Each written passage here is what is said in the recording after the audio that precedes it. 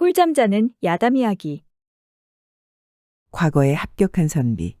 옛날 어느 한 시골 마을에는 영식이라는 선비가 있었습니다. 영식이의 집안은 대대로 수재들이 즐비하여 모두 과거에 급제하고 관직 생활을 하였습니다. 그래서 영식이의 사촌들도 역시나 과거에 합격을 하였고 해마다 그 과거 합격을 축하하는 잔치를 베풀었으니 영식과 영식의 부모님은 잔치에만 갔다 하면 같은 질문을 받기 일쑤였습니다. 아유, 영식이는 언제 과거에 합격하나? 내년에는 가능하겠지? 그런 질문을 받을 때마다 영식이는 머쓱하게 머리나 극적이었고 부모님들은 그저 허허 웃으면서 내년에는 우리 영식이가 과거에 합격해서 잔치를 할 것이니 그리 아시오. 하고 말했습니다. 상황이 그러하니 영식이는 알게 모르게 마음이 조급했고 오직 그의 소원은 과거의 급제에서 친척들에게 잔치를 베풀고 즐기는 것이었습니다. 그리하여 부모님들의 원도 풀어드리고자 하였습니다. 하지만 본디 급할수록 돌아가라 하는데 영식이의 마음은 조급하기만 하였으니 될 일도 잘 되지 않았습니다. 아이고 이번에도 낙방이구나. 이를 어쩐다. 부모님이 목이 빠져라. 나의 과거 합격 소식을 기다리고 계시는데 이게 벌써 몇 번째야. 가만히 있어 보자. 벌써 10번째네. 내 과거 공부시킨다고 집안 땅도 다 팔았는데 결국 이 모양 이 꼴로 빈손으로 돌아가야 하다니. 영식이는 차마 고향에 돌아가 부모님의 얼굴을 뵐 수가 없어서 계속 이곳저곳 돌아다니다가 가진 돈도 다 떨어져 가니 결국 어쩔 수 없이 남산골에 들어갔습니다. 남산골에는 가난한 선비가 모여서 하숙하는 주막이 많은 동네였습니다. 영식은 한 주막의 방을 정하고 주모에게 술과 안주를 청했습니다. 그러자 주모가 말했습니다. 선불입니다. 선비님. 영식은 짐을 뒤져보았으나 방값을 내고 남은 돈은 없었습니다. 내가 돈을 곧 가져다 줄 것이니 걱정 마시오. 아이고, 선비님. 그렇게 말하고 다음날 말없이 사라진 선비들을 줄을 세우면 저기 제주도까지 갑니다요. 안 됩니다. 안 돼요.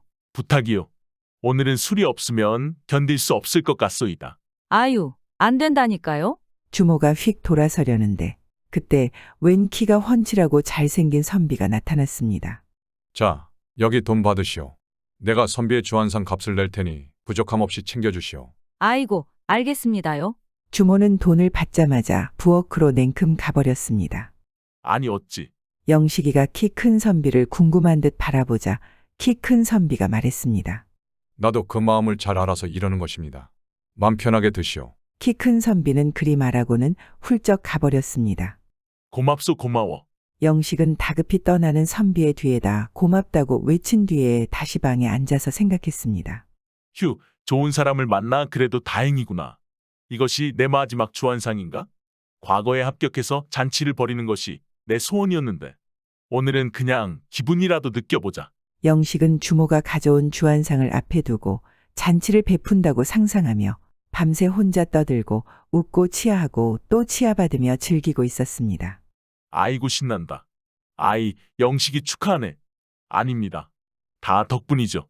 아유, 우리 영식이 장하다. 장하긴요. 다 우리 부모님께서 잘 길러주신 덕분 아니겠습니까? 아이고 좋아. 너무 좋아서 눈물이 다 나는구나. 지화자 좋구나. 영식의 소리는 이 남산골이 떠나갈 듯 울려 퍼졌습니다. 아유, 저기 웬 미친 선비가 하나 들어왔나 보네. 뭐 그런 사람이 이 남산골에 한둘인가. 과거 시험 계속 낙방하고 정신줄 놓은 선비들이 가득한 곳이지 않은가, 원래. 안 됐구만, 안 됐어. 남산골의 사람들은 그런 영식의 홀로 웃고 떠드는 소리를 들으며 혀를 찢찢 차댔습니다. 그런데 마침 그때 왕이 궁을 빠져나와서 수행원 몇 명만을 거느리고 민정시찰을 나선 임금이 있었고 그 와중에 남산골을 지나게 되었습니다. 그런데 문득 한 주막집에서 사람들이 미친 듯이 웃고 떠들며 즐기는 소리가 들리니 왕은 몹시 궁금했습니다. 이게 무슨 소리지? 얼마나 좋은 일이 있으면 저리도 마을이 떠나갈 듯 사람들이 밤새 웃고 놀고 있는가? 참으로 궁금하구나. 가봐야겠다. 왕은 호기심에 웃음소리가 나오는 곳, 그러니까 영식이가 있는 주막 안으로 들어갔습니다. 그리고 소리를 따라서 영식이가 있는 방에 문을 열고 들어섰습니다. 그런데 왕은 방 안의 상황을 보고는 무척 당황하여 고개를 갸우뚱하였습니다.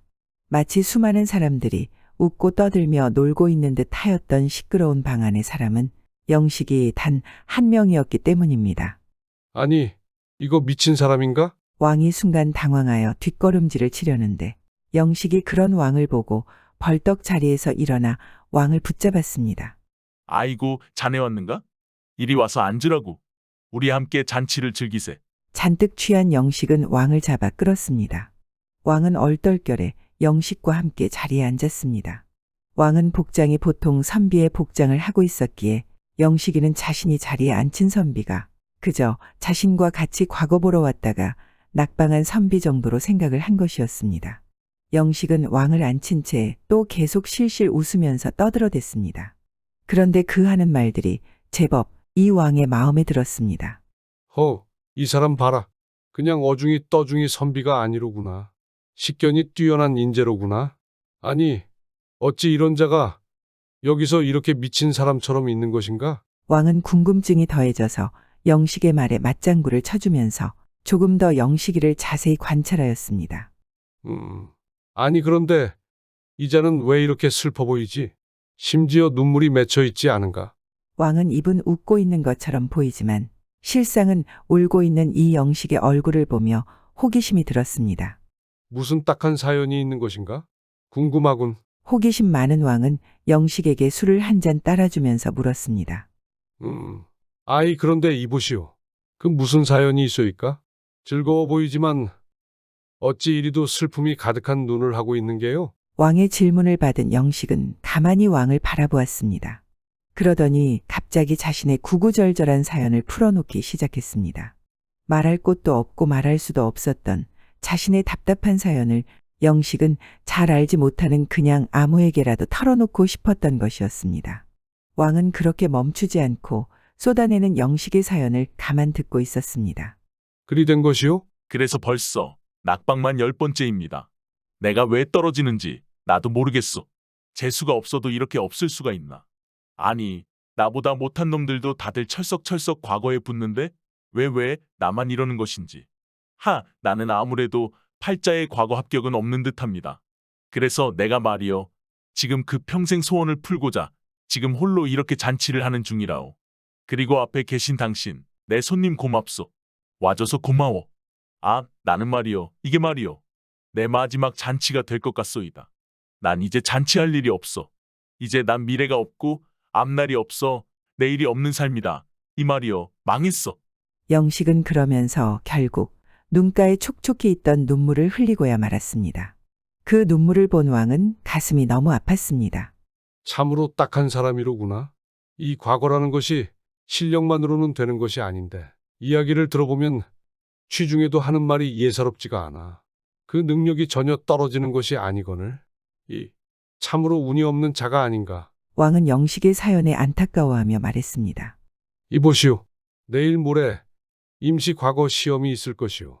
그리고 거기서 말해야 하는 답은 비둘기 구자이니 꼭 기억하시오. 왕의 말에 영식은 취중에도 이게 무슨 뚱딴지 같은 소리인가 하고 멀뚱멀뚱 눈앞의 선비, 그러니까 왕을 바라보았습니다. 뭐라는 거야? 구구 비둘기 구구. 아유, 이놈의 비둘기들 그냥 아유. 왕은 자신을 어이없게 보고 있는 영식을 바라보며 씩 한번 웃고 그의 어깨를 두드려준 뒤에 자리에서 일어나 떠났습니다. 어디가? 잔치 안 끝났는데? 응? 어디가 에이 뭐야. 별 미친놈을 다 보겠구만. 임시 과거 뭐 비둘기 구구 사람 놀리는 것도 아니고 에라이 잔치나 더 즐기자. 지화자 좋다. 영식은 웬 정신 나간 사람이 와서 헛소리를 하고 갔다고 생각하고 하던 혼자 잔치를 계속 즐기다가 결국 술 기운에 못 이겨 골아 떨어졌습니다. 그런데 그런 영식이 다음 날 너무나 놀라운 소식을 듣게 되었습니다. 이보게들 임시 과거 시험이야. 임시 과거 시험이 한 번 더 기회가 왔다고. 어서들 준비하세. 정말로 임시 과거 시험이 있다는 소식이 남산골 낙방 선비들에게 전해져서 순식간에 남산골이 떠들썩해졌습니다. 과거에 떨어져서 방에서 좌절하고 있던 선비들은 모두들 희망을 품고 과거 시험을 보기 위해 떠났습니다. 뭐라고? 저저 정말이었어요? 한 번 더 그래? 이번엔 어떻게 잘 될지도 몰라? 영식도 급히 과거 시험이 열리는 곳으로 길을 재촉하였습니다. 시험은 구두 면접으로 이루어졌습니다. 선비들이 줄줄이 서서 시험장 안으로 하나씩 들어가 묻는 질문에 답을 해야만 했습니다. 영식은 초조하게 순서를 기다렸습니다. 그리고 드디어 영식 차례가 되었습니다. 시험관의 질문을 받은 영식은 갑자기 머릿속이 하얗게 변해버렸습니다. 분명히 들었던 정답이 생각이 나질 않는 것이었습니다. 가만 이거 구구자대. 그 구자가 무슨 아머리야. 아유, 이 술이 웬수지. 술이 웬수야. 영식은 도무지 생각이 나질 않았습니다. 이봐, 답을 말하지 않을 것인가? 모르면 돌아가시게. 시험관에 독촉하는 소리에 영식은 엉겹결에 또더라 구자유. 하고 대답을 해버렸습니다. 막상 생각나는 것이 그것밖에 없었기 때문입니다. 그것은 하필이면 비둘기 구자로 사투리로 말한 것이었습니다. 하지만 시험관은 그 사투리를 알지 못했습니다. 뭐 아니 그런 구자도 있던가. 이상한 사람이군. 틀렸네 나가보게나. 시험관은 영식을 밖으로 내보냈습니다. 의문의 선비 그러니까 왕이 알려준 비둘기 구자를 말해야 하는데 제대로 답을 말하지 못했으니 영식은 또다시 낙방하게 된 것이었습니다. 터덜터덜 과장을 나서는 영식의 머리에 그제서야 답이 떠올랐습니다. 아 맞다. 비둘기. 아 또 아니 답을 떠먹여줘도 안 되는 것인가? 아 정말 나는 틀렸어. 아 비둘기 구라고 했어야 하는데 그게 생각이 안 나나. 하필이면 또 사투리로 또드라 구라고 해버렸으니 아이고. 그런데 그런 영식 앞에 한 선비가 서 있었는데 키가 훤칠하니 크고 낯이 익었습니다. 그 선비도 영식을 알아보았는지 멈춰서 아주 반가운 표정을 지었습니다. 그는 바로 영식에게 주막에서 주안상을 대접해준 선비였습니다. 오 반갑소이다. 이렇게 다시 만나다니 인연은 인연인가 보. 어떻게 과거는 잘 보셨소? 선비의 물음에 영식은 반가운 표정을 짓다가 이내 시무룩한 표정을 지으며 고개를 숙이고 대답했습니다. 아이고 나는 뭐 틀렸소이다. 그러자 키 큰 선비가 영식의 어깨를 붙잡고 말했습니다. 이보시오. 고개를 드시오. 기회는 또 있을 것이오. 이렇게 임시 과거 시험이 있을 것이라 생각도 못하지 않았습니까?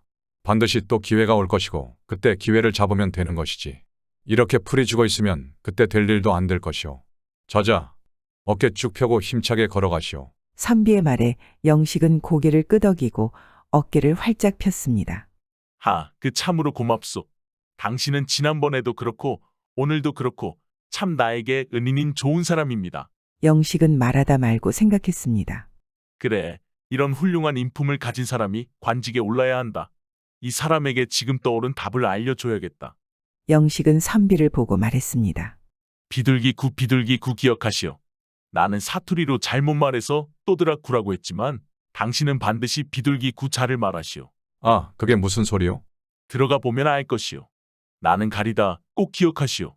영식은 그렇게 말을 남기고 시험장 근처를 빠져나왔습니다. 그 선비는 고개를 갸우뚱하며 시험장 안으로 들어갔습니다.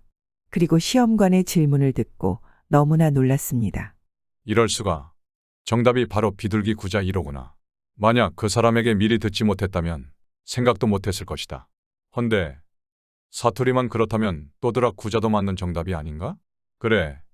여기 시험관이 사투리를 몰라서 아까 그 선비의 답을 틀리다고 한 것이구나. 익히 큰 선비는 그렇게 생각을 하고 정답은 사투리로 또드라 구자요.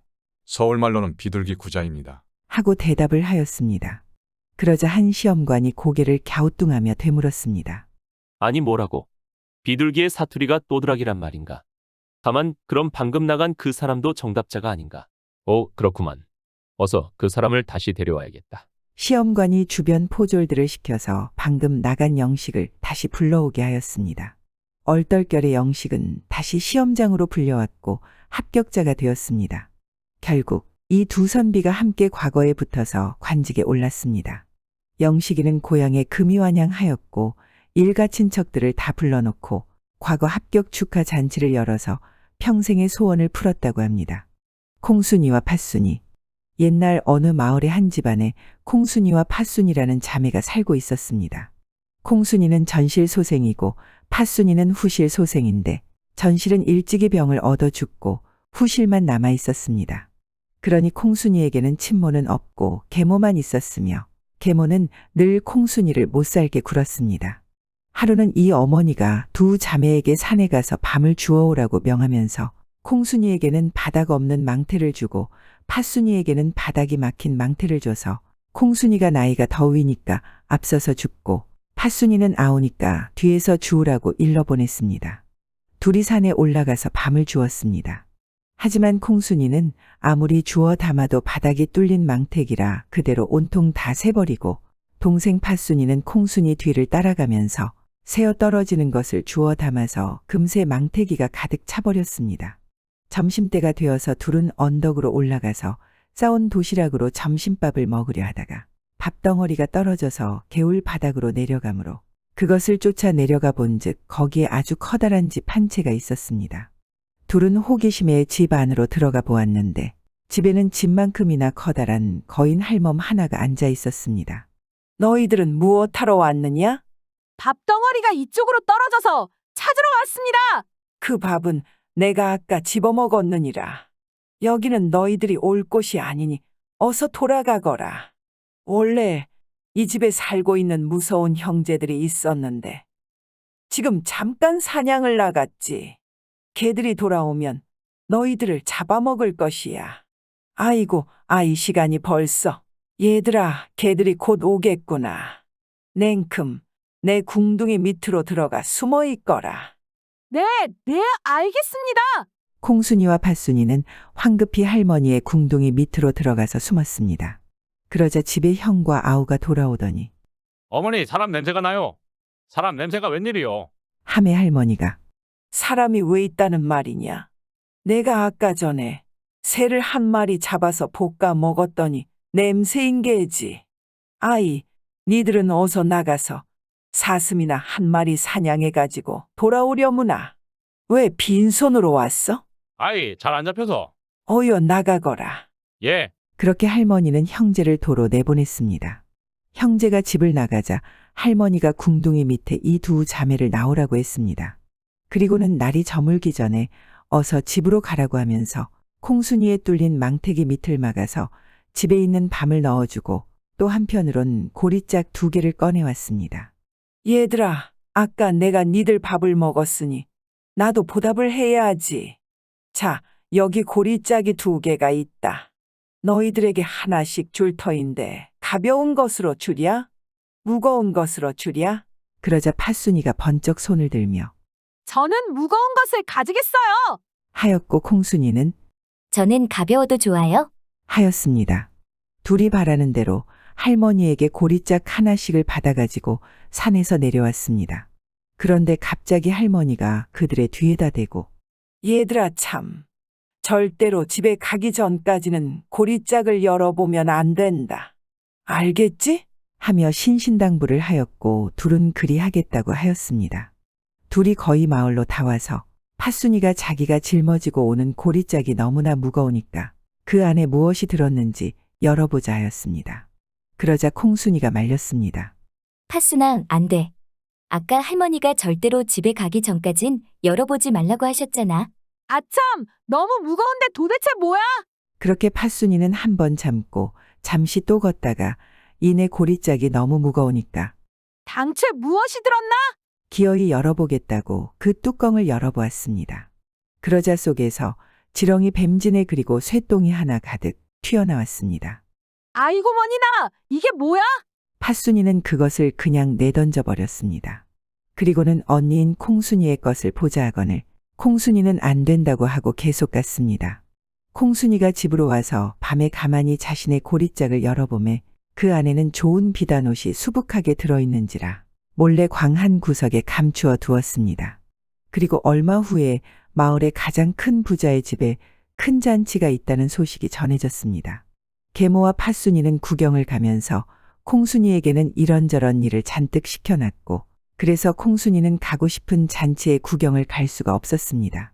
그렇게 일을 하다 말고 자신의 신세가 한탄스러워서 훌쩍훌쩍 울고 있었는데 지나가는 알 수 없는 할머니가 다가와서 너는 왜 구경도 가지 아니하고 울고 있느냐? 저야 구경을 가고 싶지만은 물을 7동이나 길고 명주실 7틀이나 감고 피를 7줄 알고 찧어 놓으라고 해서 지금 일단 실부터 감고 있습니다. 하였습니다. 그러자 말을 들은 할머니가 아이고, 그런 일은 내가 다 해줄 것이니 너는 어서 잔치 구경을 가거라. 하였으므로 콩순이가 몹시 고마워하고 기뻐하면서 낯을 씻고 얼굴에 분을 바르고 또 광에 들어가서 예전에 산 할머니에게서 받은 좋은 비단옷을 입고 얼른 잔칫집으로 갔습니다. 도착하니 모든 사람들이 아름다운 콩순이의 모습에 입을 다물지 못하고 쳐다봤습니다. 부잣집 주인도 그리고 아들도 콩순이에게서 눈을 떼지를 못했습니다. 콩순이는 사람들의 환대를 받으며 예의 있게 인사를 하고 자리에 앉았습니다. 그런데 팥순이가 가만 그쪽을 바라보다가 그것이 아무래도 콩순이 같다는 것을 눈치채고 어머니, 저것 봐요. 콩순이가 여기 왔어. 하니 계모가 내 언니가 저런 훌륭한 옷이 어디서 나서 입는다는 말이냐? 아니다. 아니야. 하였습니다. 그렇게 서로 저것이 콩순이가 맞네 아니네 다투다가 둘은 그러면 집으로 돌아가서 보자 하고 함께 집으로 돌아왔습니다. 그걸 본 콩순이가 잔치를 구경하다 말고 헐레벌떡 이 모녀보다 앞질러서 집으로 돌아왔고 묵은 옷을 도로 입고 얼굴에는 검정을 묻히고 물을 깃고 있었습니다. 저것 봐라. 콩순이가 저기 저렇게 있지 않느냐? 하고 계모가 팥순이를 나무라는 참에 갑자기 이 부잣집에서 중매하는 사람이 그들을 뒤쫓아와서는 그 부잣집 주인이 콩순이를 며느리로 데려가겠다고 말을 한 것을 전하였습니다. 그러자 계모는 놀라면서 그러지 말고 팥순이를 데려가라 하여도 쫓아온 중매가 싫다고 하므로 어쩔 수 없이 콩순이를 보내기로 하였습니다. 하여 콩순이가 예쁘게 단장을 하고 훌륭한 옷을 꺼내 입고 말을 타고 부잣집으로 시집을 갔습니다. 팥순이가 이것을 보고 분통이 터져하며 자신도 부잣집에 시집을 보내달라고 울고 보챘습니다. 그러자 어미가 하는 수 없이 이곳저곳 시집 보낼 만한 곳을 찾아봤는데 아무도 팥순이를 며느리 삼겠다 하는 집이 없었습니다. 이 집에 들려오는 소식이라고는 부잣집 시집간 콩순이가 잘 먹고 잘 살고 있다는 소식이었습니다. 그러니 팥순이도 어미도 날이 갈수록 화병이 더해졌습니다. 그러다 결국 답답함에 못 이긴 어미가 너는 달라는 사람이 없으니 절구에다 태워 아무데로나 가자. 하고 우렁이 껍질을 주워다가 절구에 담아서 대그럭대그럭 소리를 내면서 팥순이를 태우고 논길로 끌고 가다가 그만 절구가 찌그러져서 팥순이가 그대로 논바닥으로 떨어져 버렸습니다. 논바닥에서 진흙투성이가 되어 옷도 다 버리고 얼굴도 엉망이 된 팥순이는 논물에 비친 자신의 흉한 몰골을 보고 서럽게 엉엉 울다가 어머니, 나는 그냥 우렁이나 되어버리겠어. 하였는데 잠시 후 정말로 이 팥순이가 논바닥에 우렁이가 되어버렸습니다. 계모 역시 화병이 더욱 크게 도져서 결국 얼마 후에 가슴을 치며 세상을 떠났습니다.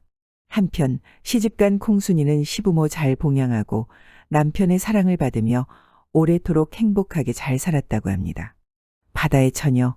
오랜 옛날 어느 마을에는 한 가난하고 늙은 어부인 창수라는 사람이 살았습니다. 어느 해에 창수는 이상하게 물고기를 잡으러 가면 늘 허탕을 치곤 했습니다. 아니 오늘도 못 잡은 거야. 왜 물고기가 안 걸리지? 올해는 물고기 구경을 못하네. 큰일이다. 모아둔 돈도 거의 다 써가는데. 계속 물고기가 잡히지 않았지만 창수에게 물고기 잡기 말고는 특별히 다른 재주는 없었습니다. 그러니 달리 도리가 없었기에 다음 날도 변함없이 창수는 바다로 낚시를 하러 떠났습니다. 창수가 한참 배를 타고 가다 바다 가운데 가서 그물을 들이우고 있을 때였습니다. 느닷없이 배 옆에서 불쑥 처음 보는 처녀가 모습을 드러냈습니다. 물고기는 좀 잡았느냐? 이 처녀가 너무나 자연스럽게 물어왔습니다. 아니요, 거의 못 잡았습니다. 아니, 당신은 누구시오? 창수는 너무나 놀라 하였습니다. 그러거나 말거나 이 처녀는 웃으며 계속 말했습니다. 내가 그대에게 엄청난 물고기를 낚도록 해주면 보답으로 무엇을 줄 수 있는가? 창수는 자신에게 질문해 오는 여인을 가만 보며 생각했습니다. 바다의 귀신인가? 여튼 보통의 존재는 아니구나. 저는 드릴 만한 것이 거의 없는데요. 모아둔 돈도 다 썼습니다. 그럼 그대의 맏아들을 내게 주겠느냐? 저는 아들이 없는데요. 혹시나 저한테 아들이 생기면 뭐 그렇게 하지요. 그래 좋다. 집으로 돌아가거라. 그리고 그대의 아들이 20살이 되면 약속을 지켜야 할 것이야. 절대로 잊지 말거라. 앞으로는 엄청나게 많은 물고기를 낚을 수 있을 것이다. 그렇게 말하더니 갑자기 바다로 뛰어들어서 사라졌습니다. 뭐지? 이게 뭔 일이야? 창수는 모든 일이 믿기지가 않았습니다. 그렇게 얼이 빠져서 다시 집으로 돌아왔습니다. 그런데 놀랍게도 그 후에 모든 것이 바다에서 만난 바다처녀의 말대로 되었습니다. 창수는 매일 그물을 던졌다 하면 그물에 한가득 물고기를 잡을 수 있었습니다. 그리고 심지어 자식이 없던 창수 부부에게 늦둥이 아들도 생겼습니다. 아들의 이름은 영식이었습니다. 창수는 늙음하게 본 아들 영식이를 물고 빨고 너무나 아끼고 사랑했습니다. 귀여운 영식이는 무럭무럭 자라갔습니다. 하지만 창수는 지난날 바다의 처녀와 했던 약속을 잊지 않고 있었습니다. 그러니 그는 아들이 20살이 가까워질수록 근심에 빠졌습니다. 하루하루 마음은 무거워지고 슬픔은 커져갔습니다. 창수의 얼굴은 날이 갈수록 수심으로 가득하게 되었습니다. 그러니 그것을 걱정하던 아들 영식이 아버지에게 물었습니다. 아버지 요즘 얼굴색이 왜 이렇게 안 좋으세요? 누가 아버지를 괴롭히는 자가 있나요? 그래, 누가 있다. 하지만 너와는 상관없단다. 아니 그게 무슨 소리세요? 전 무슨 일인지 알아야겠어요. 제발 말씀해 주세요.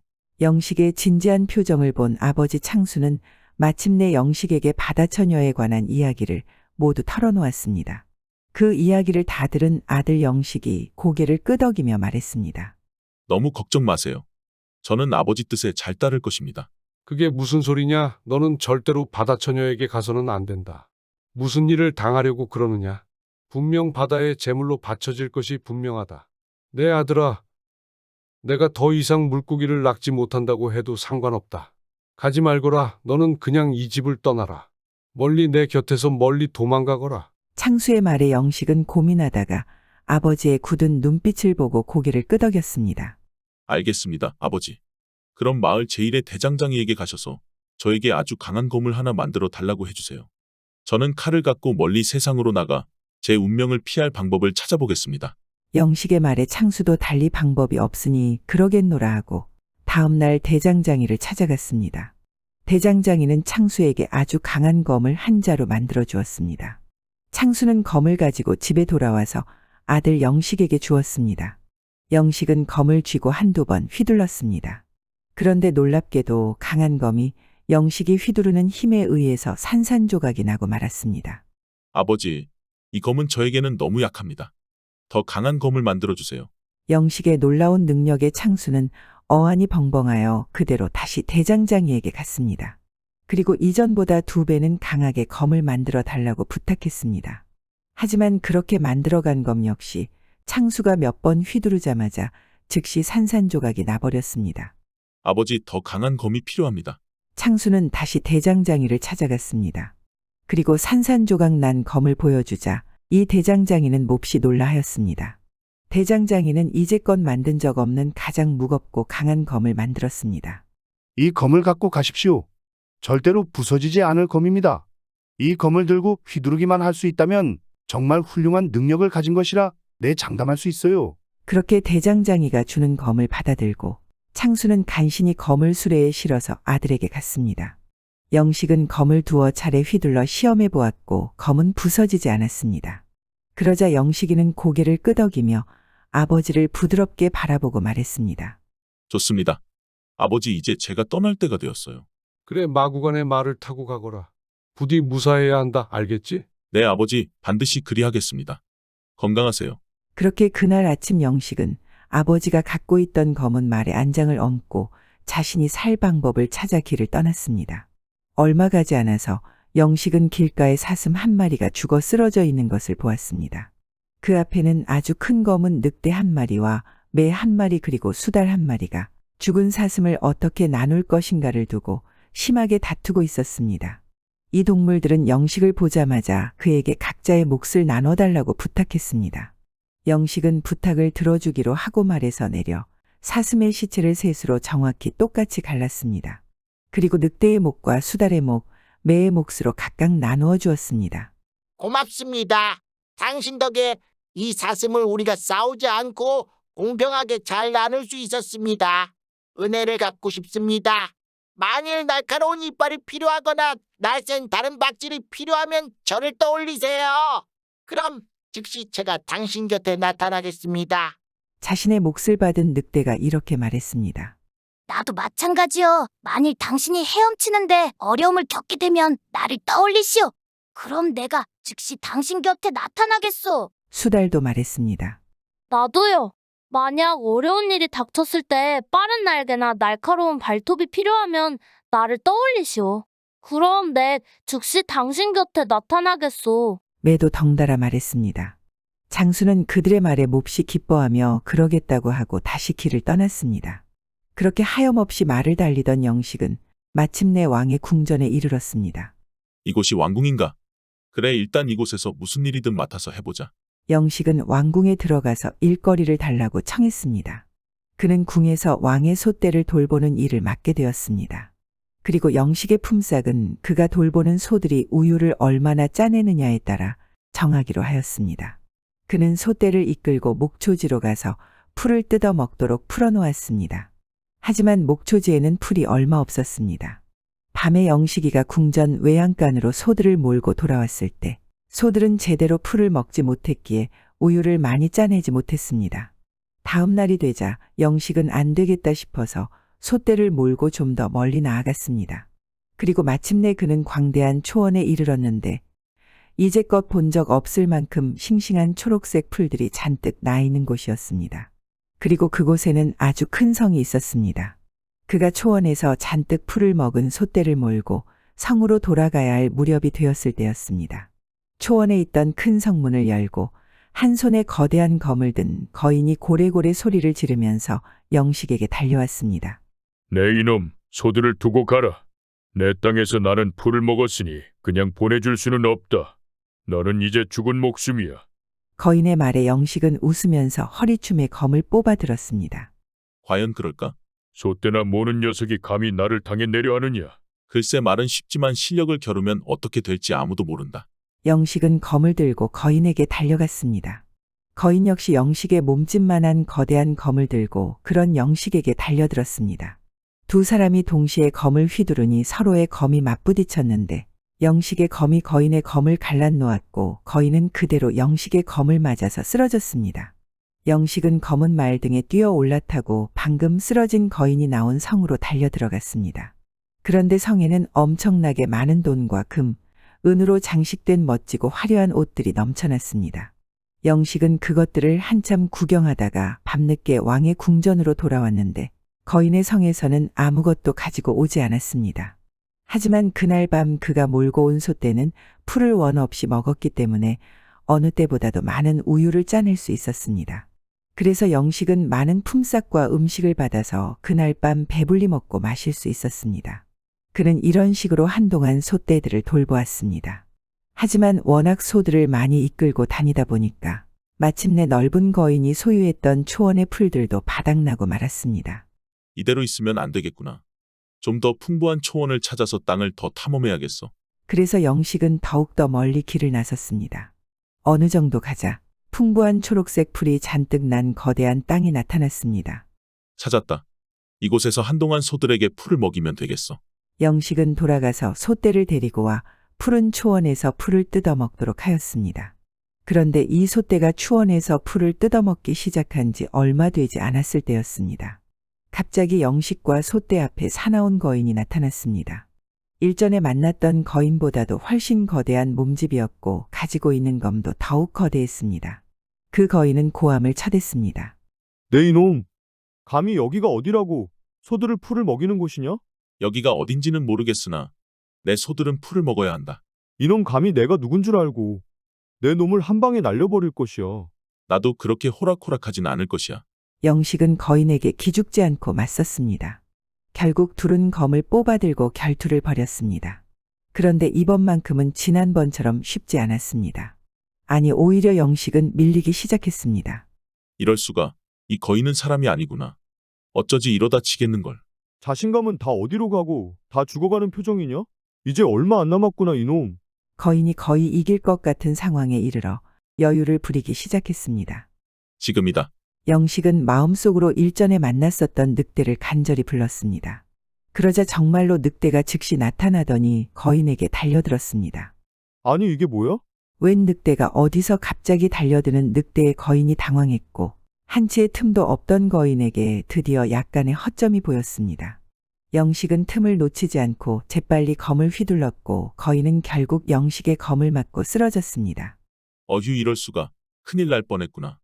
고마워 늑대야. 늑대는 영식에게 눈인사를 한 뒤에 돌아갔습니다. 영식은 그날 밤 몹시 피곤한 상태로 궁으로 돌아왔습니다. 그러나 왕의 소떼는 어느 때보다 많은 우유를 짜냈습니다. 궁전의 모든 사람들은 이처럼 재주 좋은 소치기는 처음이라며 몹시 기뻐하고 좋아했습니다. 그런데 그러던 어느 날 밤이 되어 영식이 왕의 궁전으로 돌아왔을 때였습니다. 늘 그를 반갑게 환영하던 외양간의 시종들과 낙농장의 시녀들이 모두 슬픔에 잠겨 눈물을 흘리고 있었습니다. 영식이 그들에게 무슨 일이 있었느냐고 묻자 낙농장에서 일하는 한 시녀가 대답했습니다. 이 나라의 호수에는 머리가 3개 달린 무서운 괴물이 한 마리 산답니다. 매년 괴물을 달래기 위해서 제비를 뽑아서 사람을 바쳐야 합니다. 그런데 올해는 그만 공주님이 뽑히고 말았어요. 내일 점심에 공주님은 호수 위쪽 언덕으로 가서 끔찍한 괴물과 만나야 합니다. 하지만 희망이 아주 없는 건 아니에요. 공주님을 구하려는 용감한 사람이 하나 있으니까요. 어떤 사람입니까? 그 사람은 우리나라 제1의 장군님이세요. 그 사람이 만일 내일 괴물을 무찌르면 공주님과 결혼할 거예요. 국왕께서는 누구든지 공주님 목숨을 구하는 사람이 있으면 사위로 삼겠다고 하셨으니까요. 그렇군요. 영식은 고개를 끄덕였습니다. 다음 날 궁궐에서는 정해진 시간이 다가오자 공주와 공주를 구할 장군이 괴물과 만나러 호수로 출발했습니다. 그들이 호수 끝에 있는 언덕의 검은 바위에 도착한 지 얼마 지나지 않아서 호수 한가운데 물결이 출렁거리기 시작했습니다. 그리고 막상 머리가 3개나 달린 끔찍한 괴물이 모습을 드러내자 공주와 함께 간 장군은 크게 겁에 질려버렸습니다. 이럴 수가. 저런 괴물을 무슨 수로 이긴단 말인가? 장군이 뒷걸음질을 쳐댔고 그런 장군의 모습에 공주가 당황하여 물었습니다. 장군님, 어찌 도망을 치려 하십니까? 아니, 그럼 나더러 저런 괴물과 싸우다 죽으란 말이오. 아니, 난 못해. 장군은 그렇게 말하고는 쏜살같이 도망쳐서 숨고 말았습니다.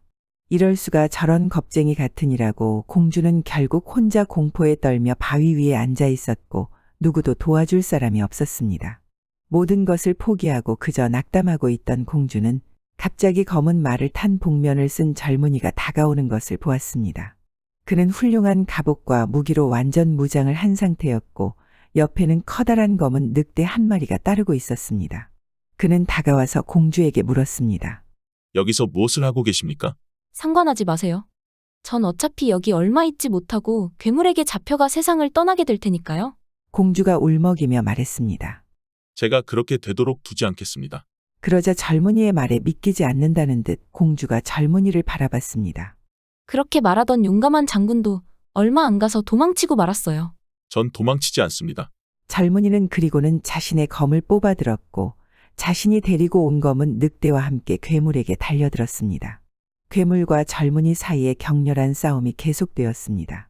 젊은이와 함께 온 늑대도 온 힘을 다해 괴물을 공격했습니다. 수시간 동안 치열하게 싸운 끝에 괴물은 차츰 젊은이에게 밀렸고 몹시 당황하며 괴물의 몸의 반이 호수로 숨어들었습니다. 젊은이는 큰 기합과 함께 검을 크게 휘둘렀고 마침내 물러난 괴물의 3개의 머리를 모두 베는 데 성공했습니다.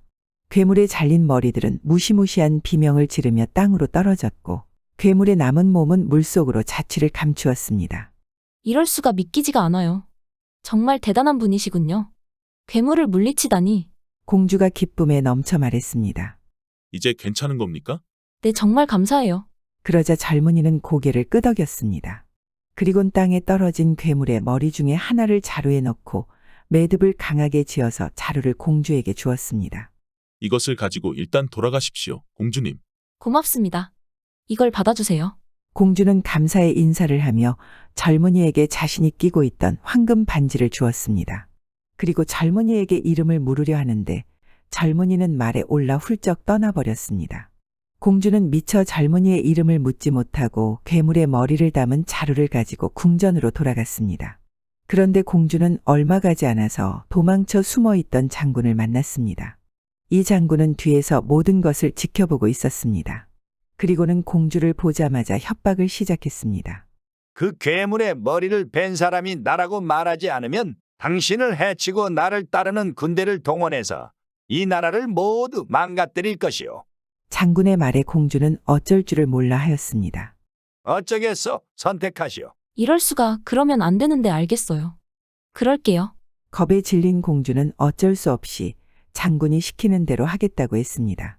그래서 장군은 공주에게 괴물의 머리가 담긴 자루를 빼앗아 자신의 어깨에 짊어지고 공주와 함께 궁전으로 돌아왔습니다. 뜻밖의 공주가 무사히 살아서 돌아오자 모두가 기쁨에 넘쳤습니다. 그리고 장군이 괴물의 목을 갖고 온 두 손에는 피가 잔뜩 묻어 있었으므로 아무도 장군을 의심하지 못했습니다. 공주가 장군과 함께 궁전에 도착했을 때 모든 이들은 드디어 무서운 괴물을 완전히 물리쳤다는 기쁨으로 두 사람을 크게 환영해 주었습니다. 그리고 장군은 다음날 공주와 예정대로 결혼식을 올리게 되었습니다. 다음날 결혼식이 시작되었고 모든 사람들은 어서 결혼 예식을 주도할 사제가 도착하기만을 기다리고 있었습니다.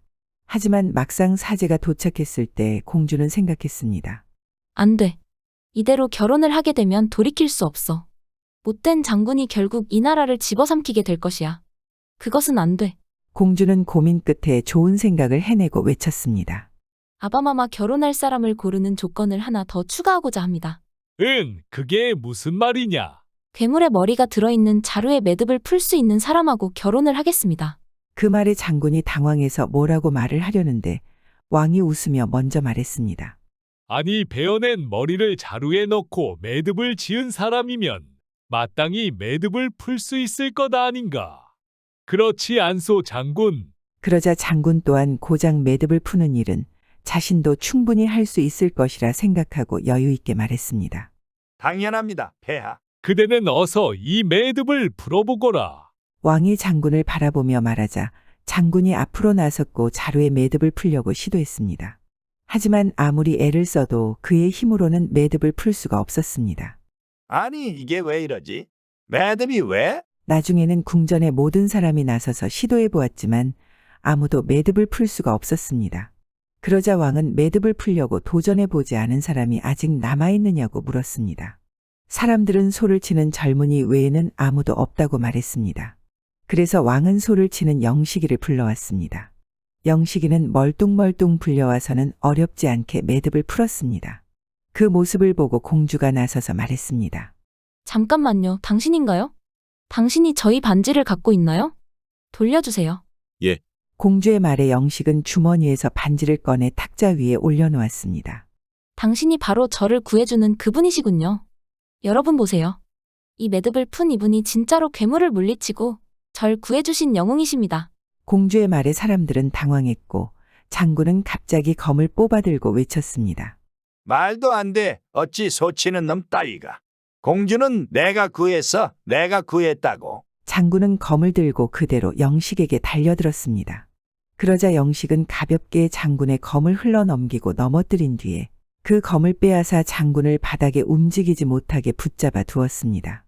장군을 따르는 군사들이 그것을 보고 몹시 놀라서 황급히 영식에게 달려들려고 하였는데 영식이 그들을 노려보았고 영식의 눈빛에 달려들던 군사들은 모두 얼어붙었습니다. 저놈이 거짓을 말했구나. 당장 잡아가도라. 왕의 명령에 왕을 지키는 군사들이 장군과 얼어붙어 있는 군사들의 무기를 빼앗은 뒤에 감옥으로 끌고 갔습니다. 이분이 저를 구하셨습니다. 약속대로 저는 이분과 결혼하겠어요. 공주가 말했습니다. 왕은 자신의 딸과 결혼하게 된 상대가 가난하고 신분이 낮은 소칙이라는 사실이 썩 유쾌하지 않았습니다. 하지만 어쨌든 약속은 약속이고 보아하니 영식도 예사롭지 않은 능력을 가지고 있는 듯하여 그 결혼을 승낙하기로 하였습니다. 바로 결혼식을 올려야 하므로 영식을 못마땅하게 바라보며 말했습니다. 옷을 저러고 공주와 결혼을 올리게 할 수는 없지. 저자에게 옷을 줘 입혀라. 그러자 영식이 대답했습니다. 저는 여기 누구도 이제껏 본 적 없는 아주 근사한 옷을 입고 있습니다. 저에게 옷을 주실 필요는 없습니다. 다들 술렁거렸고 왕은 비웃듯이 말했습니다. 얼마나 좋은 옷을 입고 오는가 보자. 그러자 영식은 바로 헐렁한 소치기 망토를 벗었고 그 망토 아래는 전에 영식이 무찌른 거인들의 성에서 얻은 가장 좋은 옷을 입고 있었습니다. 이럴 수가. 어찌 저런 귀하고 멋진 옷을.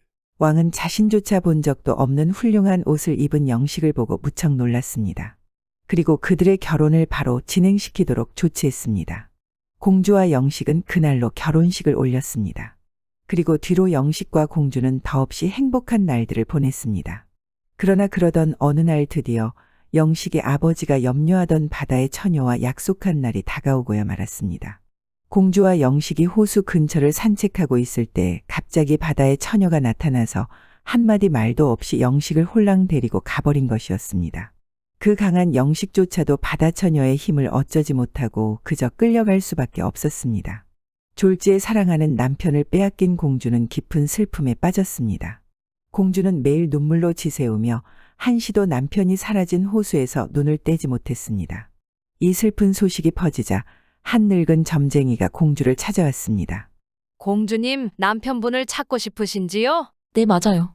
제가 어찌해야 하는지 제가 방법을 알려드리겠습니다. 정말인가요? 점쟁이는 고개를 끄덕이고는 공주에게 이리저리 해보라고 방법을 일러주었습니다. 공주는 즉시 점쟁이가 시킨 대로 하기 시작했습니다.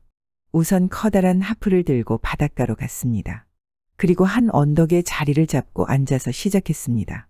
그러자 바다의 처녀가 음악 소리를 들으러 나타났습니다.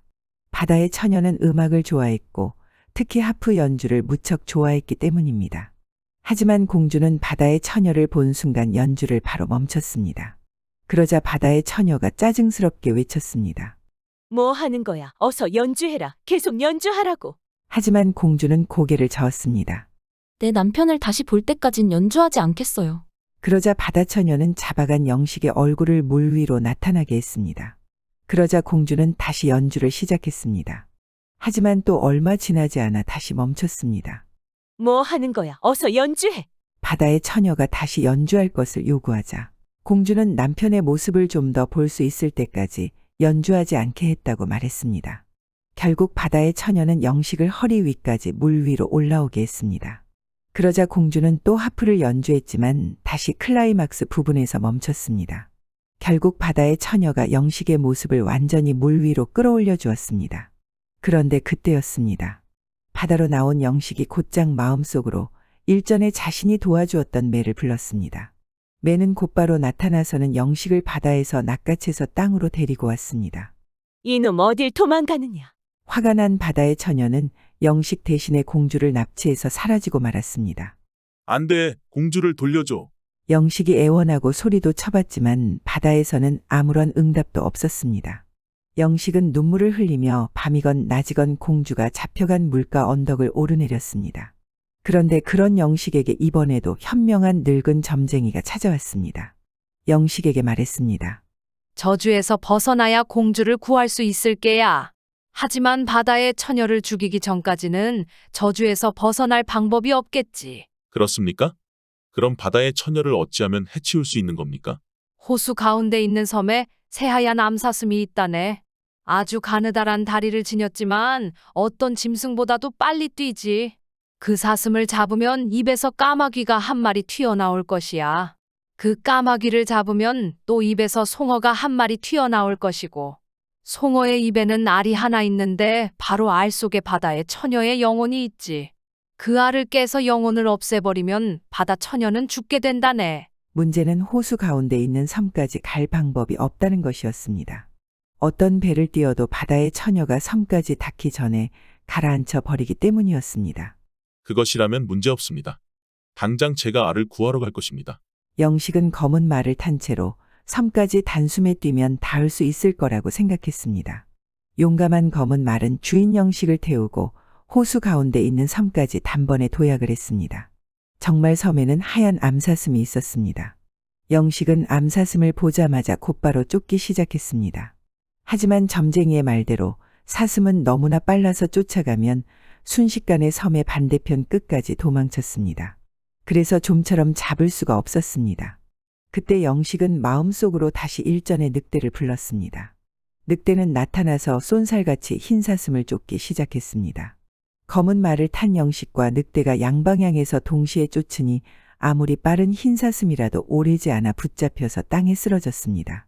그러자 사슴의 입에서 까마귀가 한 마리 나와서 순식간에 하늘로 날아올랐습니다. 그것을 본 영식이 외쳤습니다. 빠른 날개와 날카로운 눈을 가진 매야. 어서 나를 도와주렴. 그 말이 다 마치기가 무섭게 매가 나타나 까마귀를 쫓기 시작했습니다. 그리고 까마귀는 곧 매에게 붙잡혀서 호수뚝으로 떨어졌습니다. 그런데 정말 입에서 송어가 한 마리 나와 호수로 풍덩 뛰어들었습니다. 까마귀도 늑대도 그리고 영식도 호수 안으로 들어간 송어를 어찌할 방법이 없었습니다. 그리고 그때 영식은 수달이 떠올랐습니다. 그래, 헤엄이라면 뒤지지 않는 수달아. 나를 도와주렴. 영식이 외치자마자 즉시 옆에 수달이 나타났습니다. 수달은 곧바로 호수로 뛰어들었고 곧 도망친 송어를 잡아서 호수 가운데로 물고 왔습니다. 그리고 정말로 숭어의 입에서 알이 하나 나왔습니다. 영식은 즉시 달려가 알 위에 발을 올려놓았습니다. 그 순간 바다의 처녀가 모습을 드러내더니 절박하게 영식에게 외쳤습니다. 안 돼. 제발 알을 깨지 말아라. 원하는 것을 모두 들어주겠다. 그러자 영식이 외쳤습니다. 그렇다면 내 아내를 돌려주시오. 알겠다. 알겠어. 바다의 처녀는 눈은 깜짝할 사이에 공주를 그의 옆으로 갖다 놓았습니다. 영식은 너무나 기뻐하며 사랑하는 공주의 두 손을 맞잡았습니다. 이제 알을 어서 나에게 돌려줘. 바다의 처녀가 애원하자 영식이 그녀를 보며 외쳤습니다. 아니, 그럴 수 없어. 이제 이 질긴 악연을 끊어버릴 때가 왔다. 그와 동시에 영식은 알 위에 올려놓았던 발에 힘을 꽉 주었습니다. 알은 터져버렸고 오랫동안 영식과 영식의 가족들을 괴롭히던 바다의 처녀도 그대로 비명을 지르며 거품이 되어 사라지고 말았습니다. 그렇게 영식은 공주를 무사히 구해서 궁으로 돌아왔습니다. 그리고 저주를 푼 기쁜 소식을 고향에 있는 부모님에게 찾아가서 알렸습니다. 영식의 부모님은 몹시 기뻐하였고 영식은 부모님들을 모시고 궁으로 돌아왔습니다. 그 뒤로 영식과 공주는 서로 사랑하고 아껴주며 행복하게 잘 살았고 나라의 왕이 죽은 뒤에는 영식이 뒤를 이어서 나라의 왕이 되었으며 오래도록 나라를 잘 다스렸다고 합니다. 못난 새돌이. 어느 쓸쓸한 시골 자그마한 동네에 이 동네에서 제일 첫째가는 부자가 살았는데 그 부자의 이름은 그저 김서방이라고만 동네 사람들이 불렀습니다. 돈 많은 부자는 욕심 많고 인색하기로도 이름난 사람이었습니다. 김서방은 슬아의 아들 둘을 두었는데 큰아들의 이름은 쇠돌이고 작은 아들의 이름은 귀복이었습니다. 귀복이는 영악하고 똑똑하게 생겼으므로 그 아버지와 어머니는 귀복이를 퍽 예뻐했지만 쇠돌이는 얼굴도 못나게 생기고 또 변변치 못해서 그 아버지 어머니는 쇠돌이를 퍽 미워하여 쇠돌이라고 이름을 부르지 않고 못난이라고 늘 불렀습니다. 귀복이도 아버지 어머니가 하는 대로 형을 업신여기고 일상 못난이라고만 부르고 놀려댔습니다. 그러나 쇠돌이는 남이 놀리거나 말거나 할 일만 열심히 하고 도무지 어떤 대꾸도 하지 않았습니다. 그리고 아버지나 어머니가 시키는 일이면 무슨 일이든지 꽤 안 부리고 잘했습니다. 그런데 아버지와 어머니가 쇠돌이를 미워하고 대수롭지 않게 여기는 큰 까닭이 또 하나 있었습니다. 그것은 쇠돌이가 못나서만 그런 것이 아니고 쇠돌이가 친아들이 아니었기 때문이었습니다.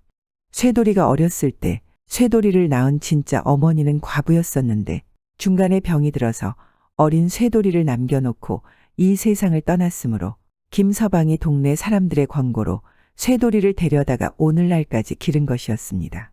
밉기는 하지만 여태까지 길러온 것을 아무 까닭 없이 그대로 내쫓을 수는 없고 해서 온갖 힘든 일은 모조리 시켜서 괴로워하며 자기가 발로 나갈 때를 바랐지만 쇠돌이는 그런 줄도 모르고 저를 낳아서 길러준 친어머니와 친아버지인 줄만 알고 아무리 힘든 일이라도 군말 없이 시키는 대로 잘했습니다.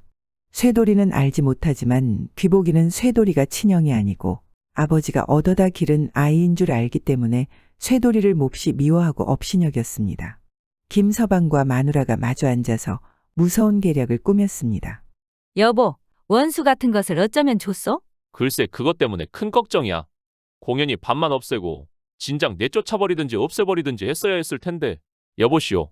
그럼 좋은 수가 있어? 우물에 두레박이 빠졌으니 건져오라고 해서 우물로 들어가거든 빠뜨립시다. 그러면 누가 우리더러 빠뜨려 죽였다고 그러겠소? 하고 마누라가 말했습니다. 그러자 김서방은 고개를 끄덕끄덕하였습니다. 그 이튿날 아침이었습니다. 김서방은 쇠돌이를 불러서 뒷곁 우물에 두레박이 빠졌으니 이따 저녁에 들어가서 건져오라 하였습니다. 쇠돌이는 낮에는 산으로 나무하러 갔다가 저녁에 돌아와서 아버지가 분부하신 대로 굵은 동아줄 두레박 던지는 갈고리 하나를 가지고 우물 앞으로 갔습니다. 붉은 동아줄 한 끝은 자기 허리에다 메고 또 한 곳을 우물 옆에 서는 큰 버드나무에다 단단히 잡아맨 뒤에 그 동아줄을 붙들고 우물 속으로 들어갔습니다. 그때 김서방은 아들 귀보기를 시켜서 잘 드는 식칼로 버드나무에 메인 동아줄을 끊으라 했습니다. 큰일이었습니다. 동아줄을 끊기만 하면 쇠돌이는 가엾게 깊은 우물에 빠져 죽을 것이었습니다. 우물 속에 있는 쇠돌이는 이런 못된 흉계가 우물 밖에서 일어난 줄은 꿈에도 몰랐을 것입니다. 귀보기는 날이 시퍼런 식칼을 들고 뒤곁 우물 앞으로 뛰어갔습니다. 동아줄 끊는 식칼 소리가 씩씩 나더니 눈 깜짝할 사이에 굵은 동아줄은 탁 하고 끊어졌습니다. 귀보기는 식칼을 들고 뒤도 돌아보지 않고 안으로 뛰어들어갔습니다. 못된 사람 세 식구는 머리를 맞대고 앉아서 쇠돌이가 지금쯤은 죽었으리라 하여 기쁜 듯이 소근거리고 빙글빙글 웃었습니다. 줄 하나에 몸을 의지하고 우물 속으로 내려가던 쇠돌이는 어찌 되었습니까? 죽었을까요? 살았을까요? 못된 짓이 무엇인지 알지도 못하는 착한 쇠돌이 못난 쇠돌이는 동아줄을 붙들고 우물 아래로 내려가서 양쪽 돌멩이를 디디고 서서 갈고리로 두레박을 건지려 할 때 그때 동아줄이 끊어져 내려왔던 것입니다. 그래서 쇠돌이는 다행히 죽지 않고 살았습니다. 갑자기 동아줄이 수투투 내려오니까 쇠돌이는 깜짝 놀라기는 했으나 줄을 느슨히 메어서 잘라져 내려왔나 보다 하고 별로 이상하게도 생각하지 않았습니다. 그래서 갈고리를 가지고 암만 두레박을 찾으려 했지만 두레박은커녕 지푸라기 하나 걸려 나오지 않았습니다. 빠뜨리지 않은 두레박이 걸려 나올 리가 있겠습니까? 쇠돌이를 죽이려고 거짓말을 한 걸요. 쇠돌이는 아무리 찾아도 없는 고로 하는 수 없이 여기저기 불쑥불쑥 나온 돌멩이를 더듬어 딛고서 얼마 후에 아무 일 없이 우물 밖으로 나왔습니다.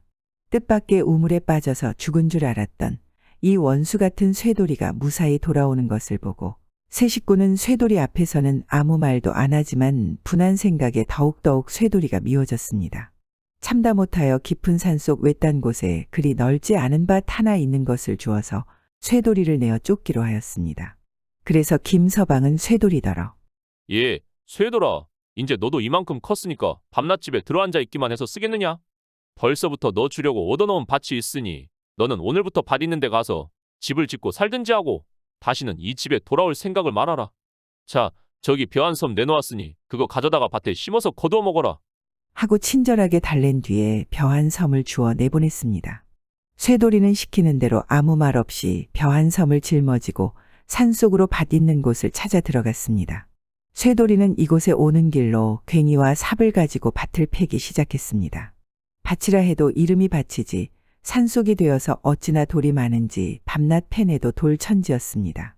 그러나 게으른 것을 모르고 자라난 쇠돌이는 밭 옆에다 움집을 하나 만들어 놓고 거기서 자면서 새벽이면 일찍 일어나 쉬지 않고 자꾸자꾸 밭을 갈았습니다. 쇠돌이가 이같이 부지런히 밭을 갈은 지 한 달이 거의 가까워 오는 어떠한 날 아침이었습니다. 다른 날과 같이 이날도 일찍 일어나서 괭이로 밭을 파내기 시작하였는데 다른 날은 그렇지 않더니 이날은 웬일인지 땅 밑이 쿠렁쿠렁하는 것 같고 괭이질을 할 때마다 땅속이 쾅쾅하고 울렸습니다. 그저 자꾸자꾸 패어내기만 하였습니다. 그때 힘껏 내리찍는 괭이 끝이 확 하고 땅에 들어가 박히더니 아무리 잡아당겨도 괭이가 도무지 빠져나오질 않았습니다. 그래서 쇠돌이는 있는 힘을 다하여 괭이를 힘껏 잡아당기니까 괭이 끝에 큼직한 괴짝 하나가 달려나왔습니다. 쇠돌이는 깜짝 놀라서 괴짝 위에 흙을 떨고 보니까 썩어서 녹이 시퍼렇게 스른 구리 괴짝이었습니다. 그 괴짝 뚜껑을 열어젖히자마자 속에서 눈이 부실 많지 찬란한 금빛이 비쳐나왔습니다. 그 빛이 어찌도 찬란하던지 쇠돌이는 눈이 부셔서 눈을 두 손으로 가리고 자리에 주저앉았습니다. 그 괴짝 속에는 누런 금덩어리가 가득 들어 있었던 것입니다. 욕심이라는 것을 알지 못하는 마음 착한 쇠돌이는 아마 이것을 누가 잃어버린 지 오래되어서 이렇게 깊이 묻혀 있었던가 보다 생각하였습니다. 이것은 얻은 것이니까 잃어버린 사람을 찾아줘야지 하고 움집에다 옮겨다 두고 다시 일을 계속하였습니다. 그리고 때때로 한 사람씩 지나가는 사람을 만날 적마다 누런 금덩어리 든 괴짝을 잃어버린 사람이 있거든 이리로 보내달라고 부탁하였습니다. 얼마 후 김서방이 사는 동네까지 쇠돌이가 누런 금덩어리 들은 괴짝을 얻어놓고 임자를 찾아주려 한다는 소문이 들려왔습니다. 그래서 욕심 많은 김서방은 누런 금덩어리라니까 욕심이 더욱 치밀어서 어쩔 줄 모르다가 그 아들 귀보기를 보내어 금덩이를 가져오라 하였습니다. 욕심이 많은 아들 귀보기는 커다란 자루 하나를 둘러매고 산속으로 쇠돌이가 사는 움집을 찾아 들어갔습니다. 쇠돌이는 아버지가 누런 금덩이의 임자라는 말을 귀보기에게 듣고 아무 말 없이 금덩어리를 귀보기에게 모두 내어주었습니다. 귀보기는 어찌나 기쁘던지 입이 귀밑까지 찢어져서 금덩어리를 부대에다 담아서 지고 집으로 돌아왔습니다. 김서방은 귀보기가 무사히 금덩어리를 한 부대나 가져왔다는 말을 듣고 너무 기뻐서 한달음에 달려들어 금덩어리를 구경하려고 부대 주둥이를 열었습니다. 그런데 이거 큰일 났습니다. 부대 주둥이를 열자마자 속에서 뽀얀 연기가 풀썩하고 나더니 연기 속에서 머리에 뿔이 돋치고 얼굴이 무섭게 생긴 새빨간 도깨비 하나가 방망이를 들고 뛰어나오더니 이놈아, 이 도적놈아! 이 금이 네 것이야! 어? 이 욕심꾸러기 놈아! 하고 소리를 지르면서 김서방 앞으로 달려들어 머리, 팔, 다리, 엉덩이 할 것 없이 함부로 후려갈겼습니다. 어찌나 많이 맞았던지 김서방은 다 죽어가는 목소리로 에휴, 아유 잘못했습니다요. 용서해 주십시오. 다시는 안 그러겠습니다. 하고 애걸복걸하였습니다. 이놈아, 나는 이 돈에 붙은 도깨비다! 자, 그럼 당장에 이 부대 속에 금덩이를 단 하나도 빼지 말고 다시 쇠돌이에게 가져가거라! 만일 그렇게 안 하면 이걸로 아주 그냥 흠씬 두들겨 맞을 테다! 하고 방망이를 휘젓더니 다시 뽀얀 연기가 되어 부대 속으로 들어가 버렸습니다. 부자는 쓰러진 채 일어나지도 못하고 귀보기를 시켜서 도로 쇠돌이에게 금덩어리가 든 부대를 가져다 주라 하였습니다. 쇠돌이는 귀보기가 가져갔던 누런 금덩이를 도로 가져오는 것을 보고 이상한 생각이 나서 물어보려 하니까 귀보기는 꽁지가 빠지게 달아나는 고로 묻지도 못하고 그대로 받아두었습니다. 며칠 후에 김서방은 돈 도깨비에게 매 맞은 것이 분해서 견디지 못하고 분풀이를 하려고 쇠돌이를 찾아왔습니다. 쇠돌이는 뜻밖의 아버지가 찾아온 것을 보고 무척 반가워하면서 아유, 아버지 오셨습니까? 하고 달려나가 인사를 하였습니다. 김서방은 가뜩이나 화가 나는 김에 더욱 열불이 나서 쇠돌이의 뺨을 휙 하고 치면서 이놈아, 아버지는 무슨 아버지야? 금덩이란 말을 듣고 가져갔다가 내가 이렇게 몹시 맞아서 다 죽게 생겼다. 이게 다 네 탓이야. 내 그래서 분풀이를 하러 왔으니 너도 한번 맞아봐라. 하더니 말은 나뭇가지를 꺾어들고 인정사정 없이 쇠돌이를 함부로 때려댔습니다. 맞던 쇠돌이가 정신을 잃고 넘어진 것을 보고서야 김서방은 직성이 풀렸던지 집으로 돌아가려는 찰나 그래도 금이 욕심이 나서 한 덩이쯤은 어떠하랴 하는 생각으로 조그만 덩어리 하나를 괴짝에서 꺼내어 집어들고는 돌아갔습니다. 얼마 후에 쇠돌이는 정신을 차려 일어나서 에이, 모든 것이 다 금덩이 때문이야. 저것만 치워버리면 상관없겠지. 하고 금덩이 든 괴짝을 등에 쥐고 깊은 냇가에 이르러 냇물에 뛰어버렸습니다. 그리고 돌아오는 길로 밭갈기에만 골몰하였습니다.